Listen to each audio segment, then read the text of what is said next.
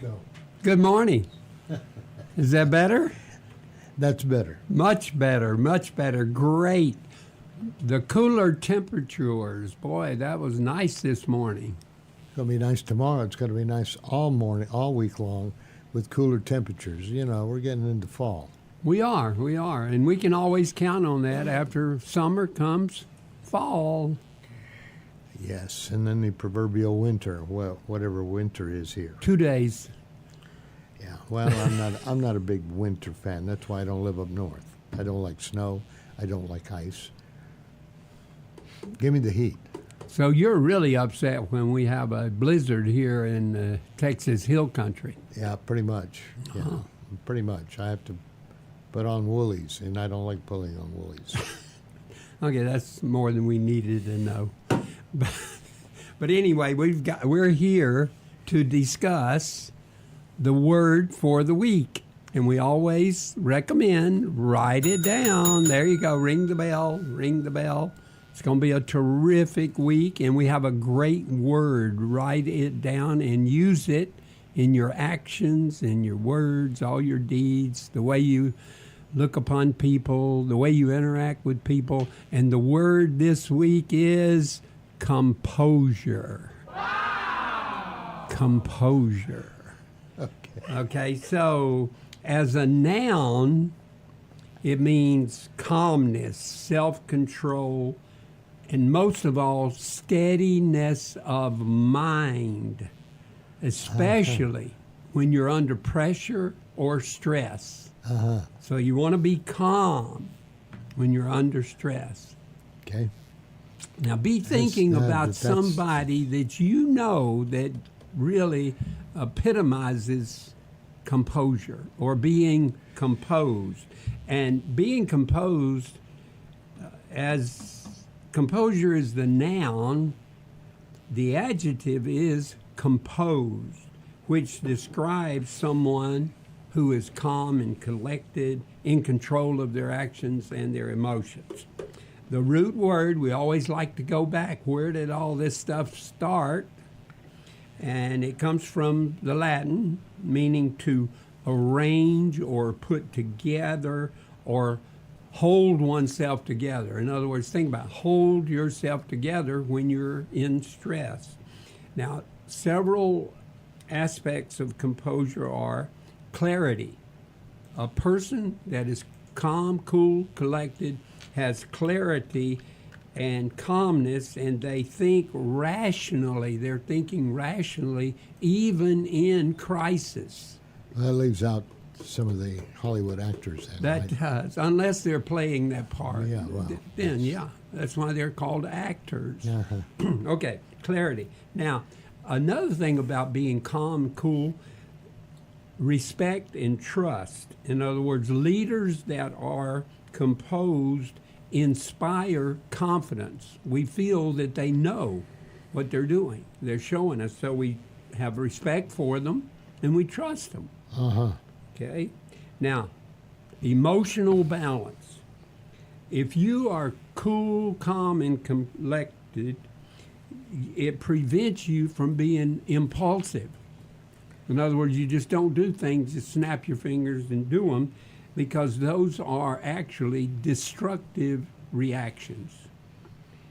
Conflict resolution. You know, we've heard a great deal about it. Let's get rid of this problem. Let's concentrate on the solution. So someone with composure, they will kind of like diffuse any tension in the situation that you're in. So we can feel good about those people that have composure. Now, as we always do, we want to look at the history of this word. And the history of composure is very important when we think about the people in the past that have really had some stressful situations, but during it, they were calm, shown by their clarity, their logic, their reasoning in the decisions they made. And I always come back to one of my favorites, Abraham Lincoln. Abraham Lincoln. Just think what he went through. He was calm. He was steady. His leadership. even though he had a lot of criticism and he himself had a lot of personal loss. Another one that I really think a great deal of was Queen Elizabeth II. She had a lot of wars going on, a lot of shift in political statements. She had a lot of personal challenges, but her composure is symbolized by her stability. She stayed steady and strong.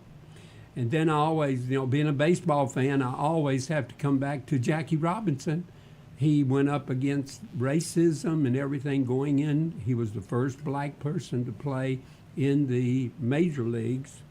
And he remained calm, restraint. Oh, I don't know, did you ever see that movie? He was number 42, and they had a movie, 42, and all the stuff that he went through. But he broke the barriers and gained a lot of respect. And then just recently, you have to think about Sully.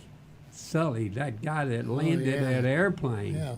I mean, you talk about being calm, and he credits, and this is in his interviews, he credits himself with his calm composure saved 155 lives. Well, sure. Yeah, I mean, and that just kind of gives you chill when you see what he went through and what he did. So when we're talking about composure and being composed, a lot of times people say, well, that's self-control. And as I dealt into this word, self-control and composure and being composed, they're very, very similar, all of these words. But composed usually describes someone's state of being. In other words, they appear to be calm, collected, and in control of their emotions, especially if they're under stress. It's outwardly visible. In other words, composed. You can see it. People, their faces, their body language, they're steady, they're measured, and they don't get flustered. All right, so that's self-control. And it's more like an inner discipline. We talk about you got to do it from your heart. You got to be there. And so a person with self-control, they regulate their impulses. They talk to themselves. They might have self-control, but they don't necessarily look composed. And someone might look composed, and they're struggling actually inwardly. So some really strong synonyms for this word composed and composure is calmness, collected, poised, and I love this word, tranquil. Tranquil. I mean, just think, we had that little Tranquility Island over there in the river, and a lot of people I know just go there and sit and meditate. So self-control is a related term when the emphasis is on your inner restraint. Now remember, we've talked about the difference between the words of reacting and responding, and how do we control that. Zig Ziglar, I searched through all of his books, and he didn't have a quote about composure, but he spoke consistently and powerfully about staying calm, and he used this word, grounded, stay grounded and in control. And he made a statement. He said, be grounded, get it together. And then he made the statement, there are very few people among us who seem to have what he called the secret of life, being in control. When others around them are losing their cool, some people remain calm and think clearly, and they've got it together. They stay grounded. So as we are running out of time here, I want to run through real quickly, how do you develop the state of being composed with composure? Number one, master your breathing. You got it. Oh, that was that was good. You took a good breath there. So deep breathing slowly calms the nervous system. and it signals to your body. It tells your body that it's safe. This is a safe place. So when you feel stress, agitation, you pause and take 3 to 5 slow, deep breaths. Number 1 step, master your breathing. Number 2, train your mind with perspective. Is what's going on in your life right now, will it matter tomorrow? Will it matter at the end of the week? Sometimes. Sometimes.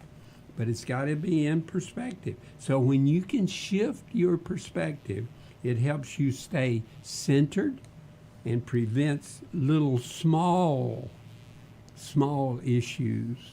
In the Bible, it talks about little foxes.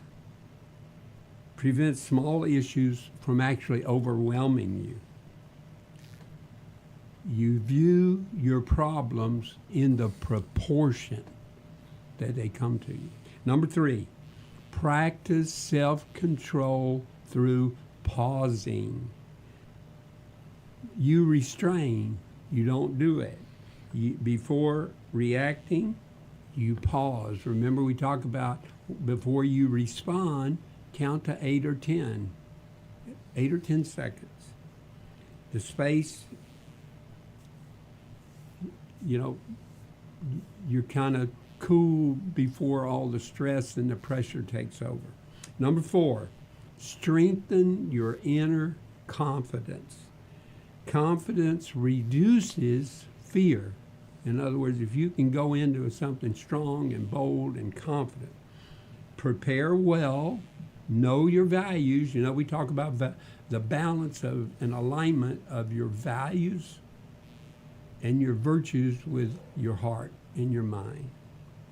So when you feel grounded in who you are, and Ziegler used that word grounded, who you are and what you believe, composure naturally will follow. And number 5, cultivate, a good agricultural word, cultivate. I remember my grandfather, he said, we got to go cultivate the peanuts. Okay, number 5, daily calm habits. Routines in your daily habits. Prayer, meditation, journaling, reading, something positive which builds your resilience. These daily practices, they calm your reservoir in your heart. So give me the person that you think of that you feel. Well, when you asked me the question, I was thinking of modern day people. Yeah. I mean, I agree with you. Abraham Lincoln was calm, cool, and collected. There's I know a lot of people around here that are calm, cool, collected. I don't happen to be one of them, but What about somebody on the national? Yeah, Marco Rubio's one that's calm, cool. Secretary of State. Yes. Yeah. I mean, he has to face all kinds of things, but he always seems to answer calm, cool, and collected. He does, yeah. The other one is that, and he's hilarious, is the senator from Louisiana, John Kennedy. John, whatever his name is. Yeah. He's hilarious. But he's well educated. You would think so. He was some farm guy who, or redneck or something. The way he talks, but he's got it together. So. Oh, okay. All right. Yeah. All right. Doesn't seem to ever get rattled, especially when he poses a question and they don't want to answer. He just comes right back at him. Yeah, well, I think that we all can learn something from this word in our daily actions. Yes, don't get it confused with compost. That's right. That's a totally different thing. Compost or exposed. Yeah, we don't want to go there. It's composure. Thank you. One's a gardening thing. You don't want to get it confused. Oh, okay. Thank you. You're welcome, Kenneth O'Neal. A little light and levity occasionally. Anyway, he's here every Monday at a little after 8 o'clock. And you can get a hold of him if you'd like to chat with him. It's all, doesn't cost you a thing to Conversation, that's right. You can get him at Merger. Oh, go ahead. I'm sorry. Merger at windstream.net, or you've got the telephone number. 830-285-7010. And the coffee is always on me.